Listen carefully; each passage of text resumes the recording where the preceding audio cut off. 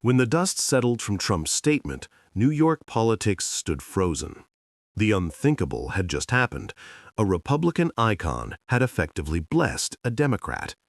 And not just any Democrat, but Andrew Cuomo, the man the left had once dragged out of office in disgrace. The city's political establishment didn't know how to respond. Was this a trick, a trap, or something else entirely?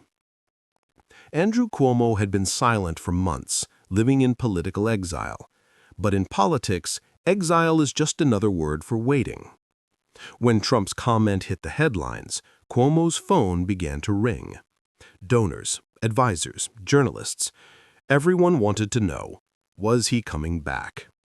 And slowly, like a man rising from the wreckage of his own past, Cuomo smiled. He didn't need to announce anything. The headlines were already doing it for him. Trump understood something few others did. Chaos is opportunity. He didn't need to control the game, he just needed to tilt the board. By praising Cuomo, he forced Democrats to pick sides between their progressive darlings and their fallen centrist. Either way, they'd fight each other. And Trump? He'd watch from the sidelines, untouched. For Schumer, this was hell. His carefully balanced coalition, the moderates he'd held together with promises and patience, began to crack. Cuomo loyalists started resurfacing.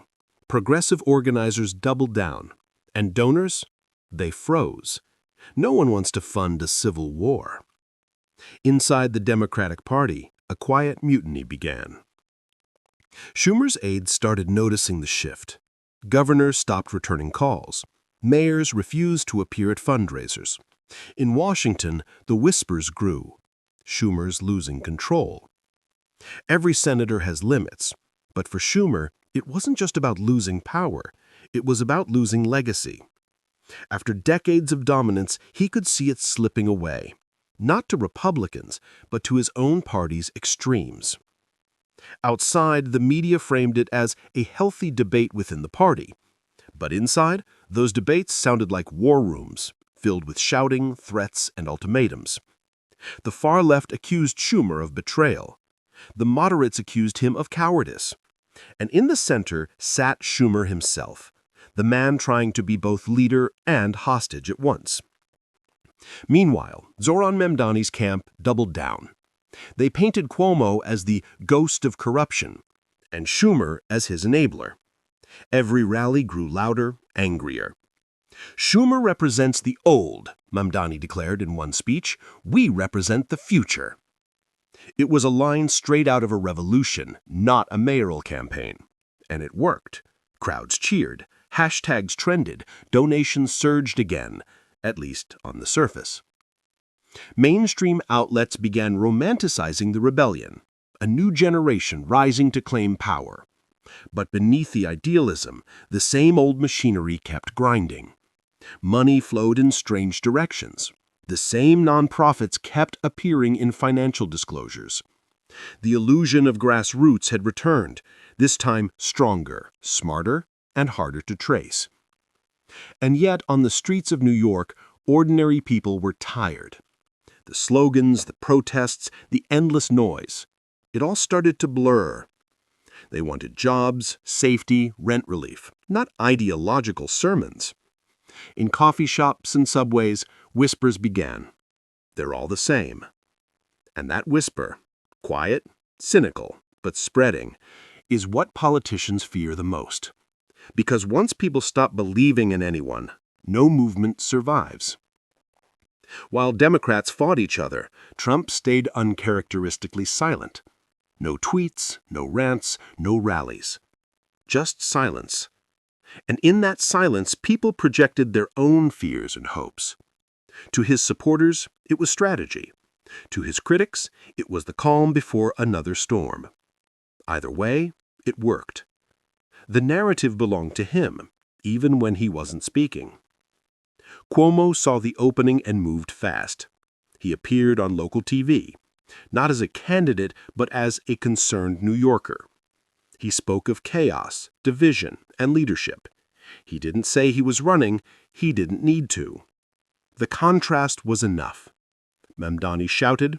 Cuomo reasoned. The public began to listen again. Moderate Democrats desperate for stability began quietly aligning with Cuomo. They didn't love him, but they feared losing everything if Mamdani's movement went unchecked. For them, Cuomo wasn't redemption, he was survival. Schumer, meanwhile, tried to rally unity. He called emergency meetings, offered compromises, and urged calm. But every attempt backfired. To progressives, he sounded weak. To moderates, he sounded desperate. And in politics, desperation smells like blood. Then came the poll that changed everything. A late-night leak to the New York Times showed Mamdani's lead collapsing from double digits to just 2 points. For the first time, Cuomo was viable. And suddenly, everything flipped.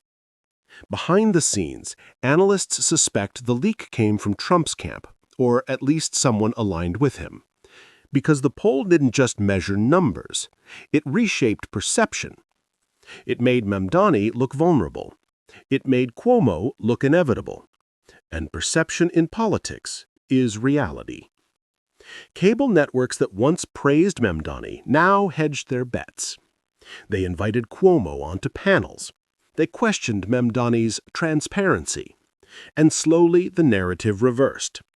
What began as a grassroots revolution now looked like a risky gamble with national consequences. But here's what most missed. Trump's target was never Mamdani. It was the Democratic brand itself. By weaponizing the chaos within, he didn't need to attack. He just needed to amplify their own fractures until they became fault lines. He wasn't running against a candidate.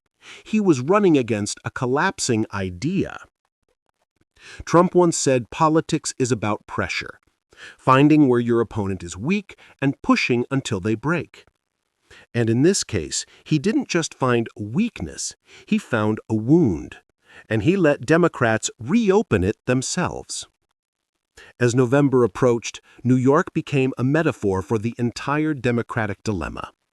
A party split between its ideals and its instincts, between the dreamers who want change and the veterans who know what chaos costs.